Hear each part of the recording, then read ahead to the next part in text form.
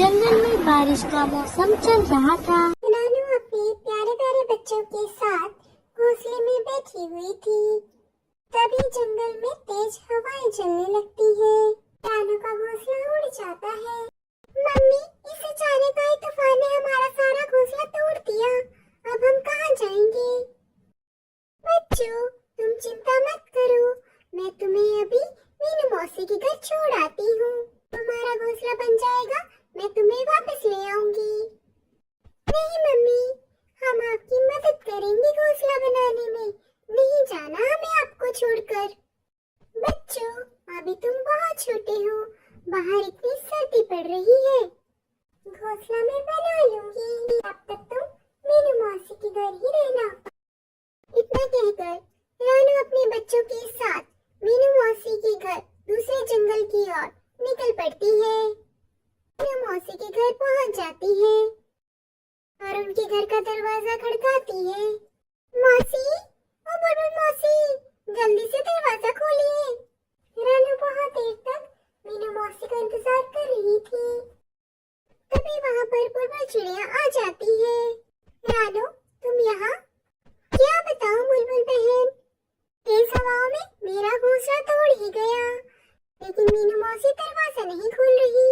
अरे रानू, वो तो मीनू मौसी 2 दिन पहले ही दूसरे जंगल गई हैं, पता नहीं कब लौटेंगी। ठीक है बुलबुल बहन। बुलबुल चिड़िया वहाँ से चली जाती है। अब मैं क्या करूँ? कहाँ लेकर जाऊँ अपने बच्चों को इस तूफान में? लगता है कोई और ठिकाना देखना पड़ेगा अब मुझे। बुलबुल बहन का भी घोंसला बहुत छोटा है, क्या करूँ भगवान मैं?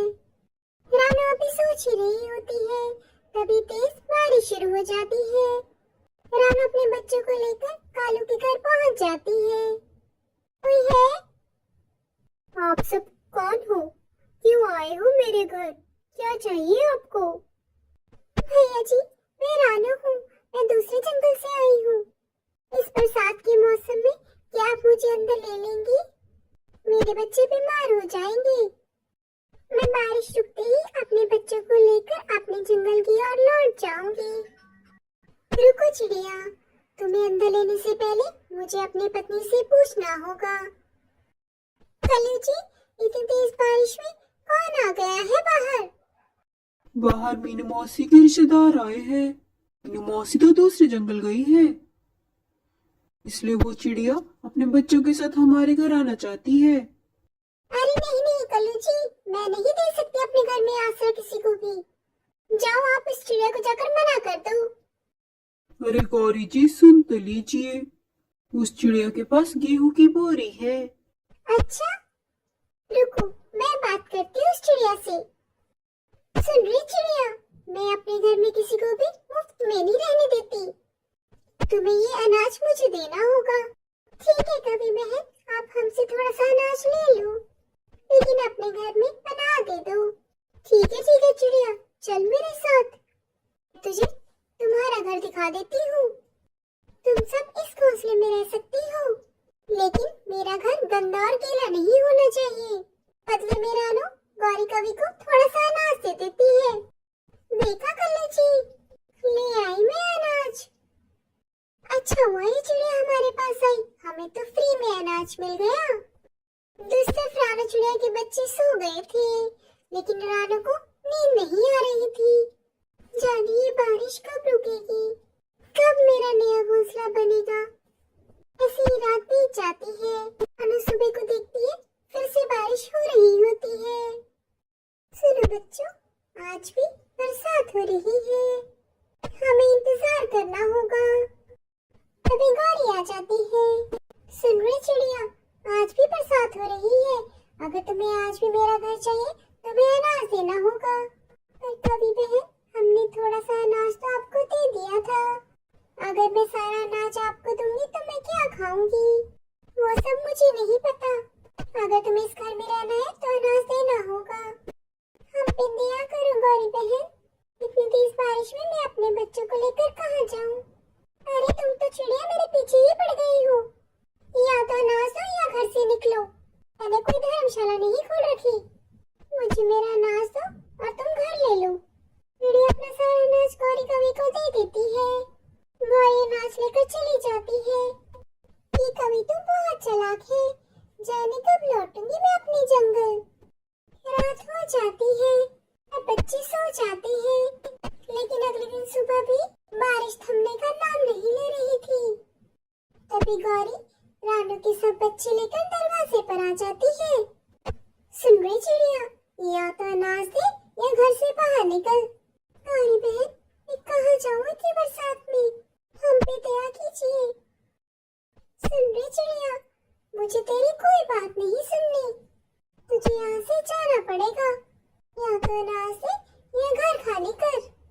मम्मी, अब हम कहाँ जाएंगे, हमें बहुत ठंड लग रही है। घबराओ नहीं बच्चों, चलो मेरे साथ। रानू अपने बच्चों के साथ आगे की ओर बढ़ जाती है। काफी चलने के बाद थककर वो एक बड़े पेड़ के नीचे बैठ जाते हैं। अब मैं क्या करूं? ऐसे तो मेरे बच्चे बीमार हो जाएंगे, कहाँ लेकर जाऊं इन्हें? तभी वहाँ पर मीनू मौसी आ जाती है। अरे रानू बेटा, तुम यहाँ पर? वो भी बच्चों के साथ इतनी बरसात में। रानू सारी बात मीनू मौसी को बता देती है। घबराओ नहीं रानू, चलो मेरे साथ। मीनू मौसी रानू और उसके बच्चों को लेकर अपने घर आ जाती है। रानू, ये लो कंबल, बच्चों को उड़ा दो। मीनू मौसी चाय ले आती है। रानू और उसके बच्चों को चाय पीकर थोड़ा आराम आता है। अगले ही दिन मौसम साफ हो जाता है। अच्छा मीनू मौसी, अब मैं चलती हूँ अपने जंगल, ना कहकर रानू अपने बच्चों के साथ अपने जंगल की ओर लौट जाती है और अपना नया घर बनाकर रहने लगती है। हे भगवान, आपने मुझे पैदा कर दिया, लेकिन लगता है किस्मत लिखना ही भूल गए। मेरे पास ना रहने के लिए घर है, ना खाने के लिए खाना। जंगल के सभी पंछी अपने अपने घर में मजे से रहते हैं और एक मैं हूँ जो पेड़ की डाल पर बैठकर अपनी सारी रात बिताती हूँ। लेकिन अब बहुत हो गया, अब मैं मेहनत करके अपने लिए भी एक अच्छा सा घर बनाऊंगी। मैंने मेहनत मजदूरी करके कुछ पैसे इकट्ठा किए हुए हैं, उसी से मैं कोई अच्छा सा व्यापार करूंगी। उसके बाद मेरे पास पैसों की कोई कमी नहीं रहेगी। लेकिन मैं कौन सा व्यापार करूं, मुझे तो कुछ पता ही नहीं है व्यापार के बारे में। रानू चिड़िया बहुत ही ज्यादा गरीब थी। रानू के पास ना रहने के लिए घर था और ना ही खाने के लिए कुछ खाना, ना काम करने के लिए कोई नौकरी। वो दिन भर इधर उधर खेतों में काम करके अपना गुजारा करती थी और अपना पेट भरती थी और रात होते ही पेड़ की डाल पर बैठकर रात गुजारती थी। रानू चिड़िया इतना सोच ही रही थी कि तभी वहां पर टुनटुनी चिड़िया आ जाती है। क्या हुआ रानू बहन, क्या सोच रही हो? बड़ी गहरी सोच में पड़ी हो तुम, क्या बात है? अच्छा हुआ टुनटुनी बहन जो तुम मेरे पास आ गई। टुनटुनी बहन, मैं एक अच्छा सा व्यापार करना सोच रही हूँ, लेकिन मेरे पास पैसे बहुत कम है। टुनटुनी बहन, अब तुम ही बताओ मुझे, क्या कोई ऐसा व्यापार है जो कम पैसे में भी शुरू किया जा सके और उससे अच्छा खासा पैसा कमाया जा सके? हाँ रानू दीदी, एक ऐसा व्यापार है जो कम पैसे में भी करके अच्छा पैसा कमाया जा सकता है। ऐसा करो रानू दीदी, आप मोमोज का ठेला खरीद लो और ठेले पे मोमोज बेचो, और इसमें तो पैसे भी कम लगेंगे और कमाई भी ज्यादा होगी। हाँ टुनटुनी बहन, तुम बिल्कुल ठीक कह रही हो, मैं मोमोज का ही ठेला लगाऊंगी। आज ही जाकर इसका इंतजाम करती हूँ ताकि कल से मैं व्यापार शुरू कर सकूं। फिर अगले दिन रानू चिड़िया मोमोज का दुकान खोल देती है। रानू चिड़िया का मोमोज पूरे जंगल में फेमस हो जाता है और पास के जंगल के सभी पंछी चिड़िया की दुकान पर मोमोज खाने के लिए आने लगते हैं और रानू चिड़िया का व्यापार खूब जोरों शोरों से चलने लगता है। एक दिन रानू चिड़िया अपना मोमोज का ठेला लेकर जंगल की ओर जा रही थी। तभी अचानक से बारिश शुरू हो जाती है और जोरों की तूफान भी चलने लगती है। देखते ही देखते रानू चिड़िया का पूरा मोमोज भीग जाता है और ठेला भी टूट जाता है। जब कुछ देर बाद बारिश रुक जाती है तो रानू चिड़िया रो रो के कहने लगती है, हे भगवान, ये क्या हो गया? इस आंधी ने तो मेरा पूरा मेहनत बर्बाद कर दिया। मैंने इतनी मेहनत से किसी तरह मोमोज का व्यापार शुरू किया था। इस बारिश ने तो मुझे बर्बाद कर दिया। हे भगवान, अब मैं क्या करूं? मुझे तो कुछ समझ में नहीं आ रहा है। ऐसा करती हूँ, मेरे पास कुछ पैसे पड़े हैं, मैं उसी पैसे में दोबारा से मोमोज बेचना शुरू कर देती हूँ। अगले दिन फिर रानू चिड़िया मोमोज का ठेला लगाने लगती है और पहले के जैसे ही उसका व्यापार अच्छे से चलने लगता है। उसके बाद जब चिड़िया के पास अच्छे खासे पैसे जमा हो जाते हैं तो रानू चिड़िया बहुत कुछ सोचने लगती है।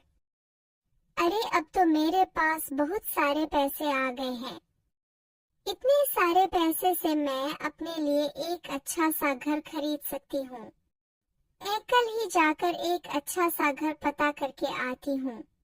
इस तरह रानू चिड़िया दूसरे जंगल जाकर एक बेहतरीन सा घर खरीद लेती है और इसी तरह मोमोज बेचकर खुशी खुशी अपना गुजारा करती है। तो उम्मीद है आपको कहानी पसंद आई होगी।